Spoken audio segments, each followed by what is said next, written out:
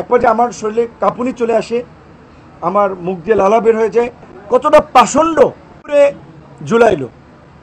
ঝুলাইয়া শরীরে পায়ে মারলো।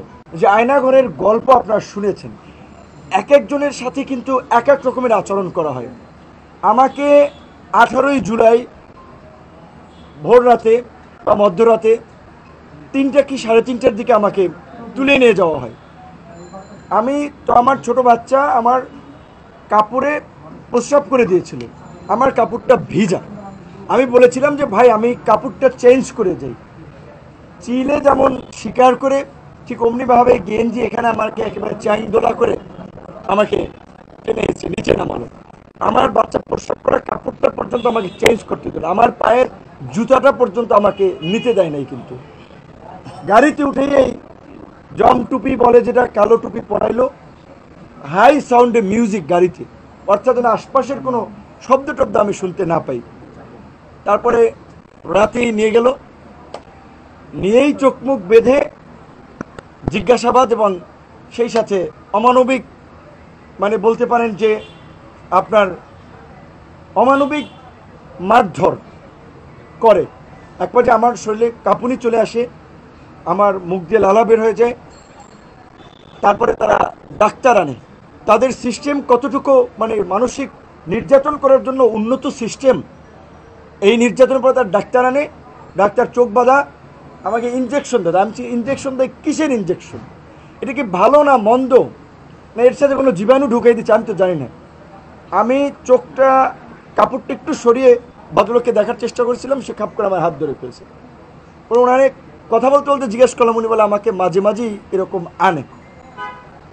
তারপরে রাতে ঘুমেই পড়ি, সকালবেলা খাবার দেয় অন্ধকার ঘরেই। একটা ছোট্ট মহসিন হল, ঢাকা বিশ্ববিদ্যালয়ে যারা গেছেন, নিচে যে সিঙ্গেল রুমগুলো থাকে ওই রকমের একটা রুমের মধ্যে বাথরুম, লাইট নেই, খাবার দিছে মোমবাতি জ্বালাইয়া, দিনের খাবার না রাতের খাবার আমি জানি না। তারপর আবার জিজ্ঞাসাবাদের জন্য সকালবেলা খাওয়ার পরে নিয়ে গেল, পিছনে একটু সাউন্ড বন্ধ করেন, সাউন্ড বন্ধ করা হলো। কারণ হচ্ছে আমি নাহিদ এবং সার্জিসের সাথে ফোনে আলোচনার পরে ওদেরকে বলেছিলাম যে এই 8 দফা দেওয়া যায়। তখন বলছিল যে ভাই আপনি একটু লিখে পাঠান। আমি মেসেজ করে পাঠাইছি। এইটা আমার একটা বড় অপরাধ ছিল যে আমি কেন 8 দফার মধ্যে ওবায়দুল কাদেরের পদত্যাগ, স্বরাষ্ট্রমন্ত্রীর পদত্যাগ, প্রধানমন্ত্রীকে ক্ষমা চাইতে হবে সেটা বললাম। এবং নাহিদ সার্জিসদের সাথে, আসিফ সহ আসলে ছাত্র নেতৃবৃন্দের সাথে, ওদের সাথে আলোচনা করে আমরা বলেছিলাম যে বৃহস্পতিবার দিন যেভাবে সারা দেশে নির্বিচারে গুলি করে মানুষ হত্যা করা হচ্ছে, শুক্রবারও করা হচ্ছে, কাজেই এখন সরকারের পতন ছাড়া আমাদেরও মুক্তি নেই, জাতিরও মুক্তি নেই। কাজেই নির্বিচারে শান্তিপূর্ণ সমাবেশে নির্বিচারে গুলি চালিয়ে ঘাতক সরকারের পদত্যাগই এখন গণদাবি। এটা তো ওভার ফোনে আলোচনা করতেছিলাম, যেহেতু হোয়াটসঅ্যাপ বন্ধ, এই কনভারসেশনগুলো তাদের ছিল। এই কারণে বিশেষ করে আমাকে বেশি টর্চার করেছিল। এবং ওই দিন নাহিদকেও নিয়ে এসেছিল, আমাকে চোখ খুলে দিয়ে নাহিদকে দেখছে যে কিন্তু নাহিদ দুইটারই ক্রসে দিয়ে দেবো। নাহিদের হয়তো আমাকে দেখাইছে চোখ বেঁধে, কিন্তু আমাদেরকে যে ক্রসে দিয়ে দেবে এরকমভাবে, যে কত শত শত মানুষ ক্রস ফায়ারে দিয়ে দিচ্ছে, চোখ মতো 2-1টা দিলে কী হবে, তাদের আচরণটা এরকম ছিল।